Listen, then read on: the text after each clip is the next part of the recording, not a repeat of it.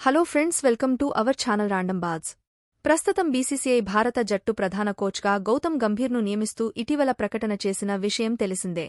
ఇక మొన్న జరిగిన పొట్టి టీ20 ప్రపంచ కప్తో రాహుల్ ద్రావిడ్ పదవీకాలం ముగిసిపోవడంతో ఆయన స్థానంలో గంభీర్కు అవకాశం కల్పించారు. ఇక రాహుల్ ద్రావిడ్తో పాటే బ్యాటింగ్, బౌలింగ్, ఫీల్డింగ్ వంటి మొదలగు మిగిలిన సహాయక కోచ్ల పదవీకాలం కూడా ముగిసింది. ఇక బీసీసీఐ ప్రధాన కోచ్గా గంభీర్ పేరుని ప్రకటించిన నాటి నుంచి తాను సూచించిన వ్యక్తులకే కోచింగ్ సహాయక సిబ్బందిగా అవకాశం ఇవ్వాలంటూ గంభీర్ షరతు విధించాడంటూ పలు నివేదికలు పేర్కొన్నాయి. అయితే బీసీసీఐ విధించిన తాజా నిబంధనల ప్రకారం కోచ్ సహా సహాయక సిబ్బంది కూడా భారతీయులు మాత్రమే ఉండాలి.